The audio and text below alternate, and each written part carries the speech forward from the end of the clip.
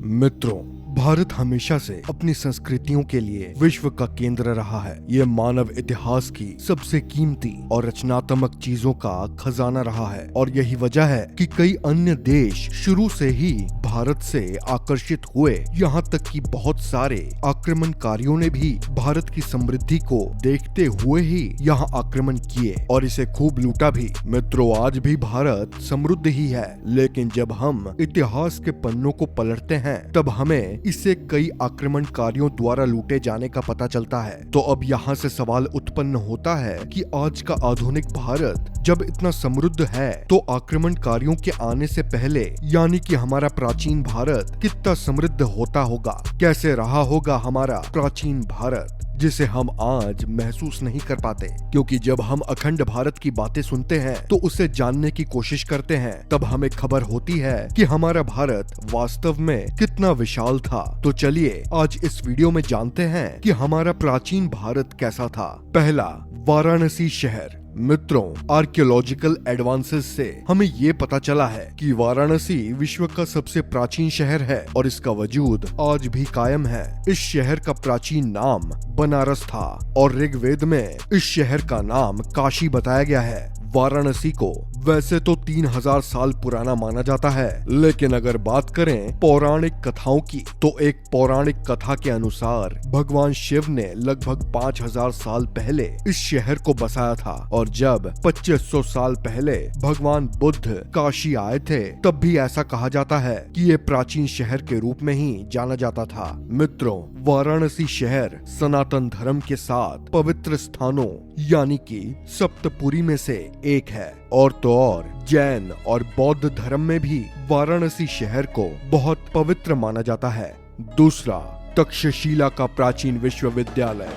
मित्रों, तक्षशिला का प्राचीन विश्वविद्यालय प्राचीन भारत का ही हिस्सा था, लेकिन आज ये विश्वविद्यालय पाकिस्तान में मौजूद है, वो भी नष्ट किया हुआ। 700 ईसा पूर्व इस विश्वविद्यालय को तक्षशिला शहर में स्थापित किया गया था। तक्षशिला विश्वविद्यालय में ढेरों की संख्या में छात्र विश्व भर से शिक्षा ग्रहण करने आते थे। जानकारों के मुताबिक तक्षशिला विश्वविद्यालय में पूरे विश्व भर से 10,500 छात्र शिक्षा ग्रहण करने के लिए आते थे। इस विश्वविद्यालय में science, math, medicine, music, astrology, astronomy, religion, philosophy, politics सहित 60 से अधिक विषयों की पढ़ाई होती थी। यहाँ अलग अलग विषयों के विद्वानों का आश्रम भी होता था। मशहूर इकोनॉमिस्ट और फिलोसोफर विष्णुगुप्त चाणक्य इसी विश्वविद्यालय में आचार्य थे। 7वीं सदी ईसा पूर्व से 5वीं सदी तक ये विश्वविद्यालय अपने वजूद में रहा, लेकिन 5वीं शताब्दी के अंत होते होते हुनों ने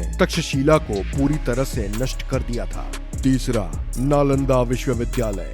मित्रों, नालंदा विश्वविद्यालय को नालंदा महाविहार के नाम से भी जाना जाता है। ये विश्वविद्यालय तक्षशिला विश्वविद्यालय से भी वेल ऑर्गेनाइज्ड था। यहाँ जापान, कोरिया, चीन, इंडोनेशिया, पर्शिया, तिब्बत और तुर्की जैसे देशों के छात्र आया करते थे। इस विश्वविद्यालय का एक खास महत्व था क्योंकि यहाँ का एंट्रेंस एग्जाम ही बहुत कठिन होता था। इतना कठिन कि कुछ चुनिंदा प्रतिभाशाली छात्रों को ही यहाँ प्रवेश मिलता था।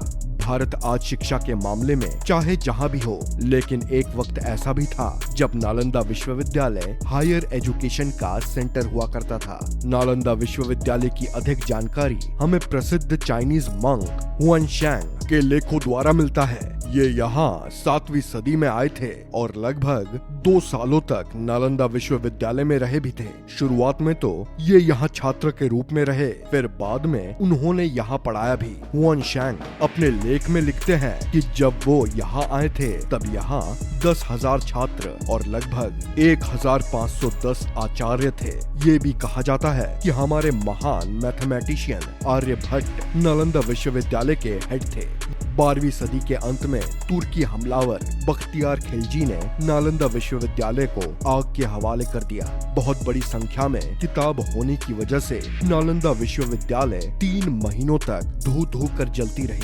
चौथा, सिंधु घाटी सभ्यता। माना जाता है कि सिंधु घाटी सभ्यता के जन्म के साथ ही भारत का इतिहास शुरू हुआ था। ये दुनिया की 3 सबसे प्राचीन सभ्यताओं में से एक थी। सिंधु घाटी सभ्यता मिस्र सभ्यता और मेसोपोटामिया की सभ्यता से कई गुना ज्यादा एडवांस सभ्यता थी। इसकी इंफ्रास्ट्रक्चर और टाउन प्लानिंग बाकी सभ्यताओं के मुकाबले बहुत ज्यादा एडवांस थी। सिंधु घाटी सभ्यता 3300 ईसा पूर्व से 1320 ईसा पूर्व तक अस्तित्व में थी, लेकिन नई जानकारी के अनुसार ये सभ्यता लगभग 8000 साल पुरानी है। ये सभ्यता इतनी प्राचीन है कि 1920 तक हमें इस सभ्यता के बारे में कोई जानकारी ही नहीं थी और फिर 1920 में भारत के आर्कियोलॉजिकल डिपार्टमेंट द्वारा यहाँ खुदाई की गई, जिसके बाद यहाँ पर 2 पुराने शहरों मोहनजोदाड़ो और हड़प्पा के अवशेष मिले। मोहनजोदाड़ो और हड़प्पा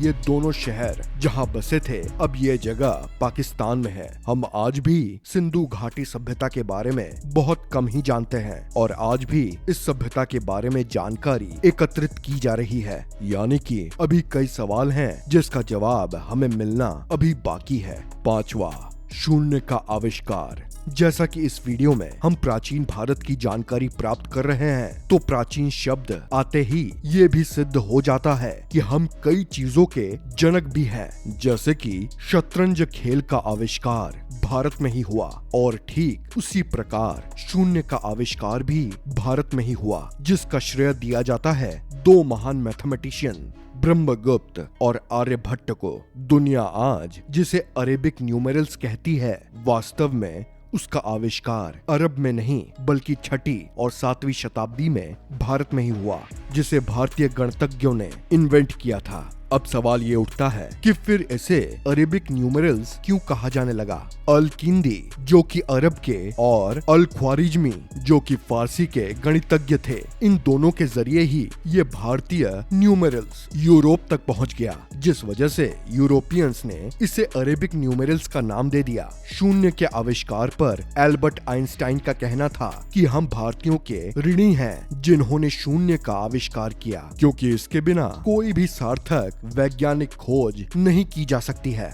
महर्षि सुश्रुत। मित्रों, आज मेडिकल ने जो तरक्की की है उससे मानव सभ्यता का बहुत कल्याण हो रहा है, लेकिन मेडिकल में जो सर्जरी हो रही है उसकी नींव हमारे यहाँ के महर्षि सुश्रुत ने रखी थी। जी हाँ मित्रों, जब स्केलपल का आविष्कार भी नहीं हुआ था तब सर्जरी की कल्पना भी नहीं की जा सकती थी, लेकिन आज से 600 ईसा पूर्व एक प्राचीन भारतीय चिकित्सक महर्षि सुश्रुत बहुत ही जटिल सर्जरी किया करते थे। इन्हें ही पहला व्यक्ति माना जाता है जिन्होंने सबसे पहले मानव पर मेडिकल सर्जरी, और इसी वजह से इन्हें फादर ऑफ सर्जरी भी कहा जाता है। महर्षि सुश्रुत द्वारा लिखित संहिता आयुर्वेद एवं शल्य चिकित्सा का प्राचीन संस्कृत ग्रंथ है। इस संहिता में मोतियाबिंद के ऑपरेशन की विधि को विस्तार में बताया गया है। सुश्रुत को शल्य क्रिया द्वारा प्रसव कराने का भी ज्ञान था और इन्हें टूटी हड्डी का पता लगाकर इसे जोड़ने की भी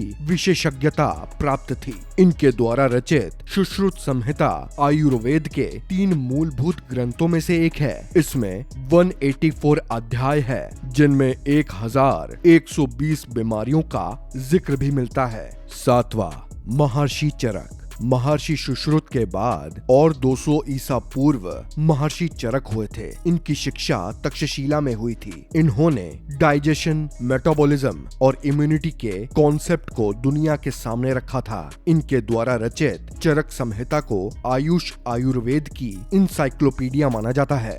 8वां, भारत सोने की चिड़िया। मित्रों, ब्रिटिश शासन से पहले भारत सबसे अमीर देशों में गिना जाता था और यही वजह है कि विश्व भर में इसे सोने की चिड़िया कहा जाता था। अपार संपत्ति की वजह से विदेशी आक्रमणकारियों को भारत ने आकर्षित किया। वास्को दी गामा द्वारा भारत की समृद्धि ने ही भारत आने वाली एक नए मार्ग की खोज करवा डाली। तो दोस्तों, ऐसा था हमारा प्राचीन भारत। हालांकि प्राचीन भारत की कहानी ऐसे किसी भी वीडियो में समाई नहीं जा सकती, लेकिन मैंने आपको मुख्य रूप से समझाने की कोशिश की है। उम्मीद है कि आपको हमारी ये वीडियो पसंद आई होगी। वीडियो को लाइक करें, शेयर करें तथा चैनल को सब्सक्राइब अवश्य करें। धन्यवाद।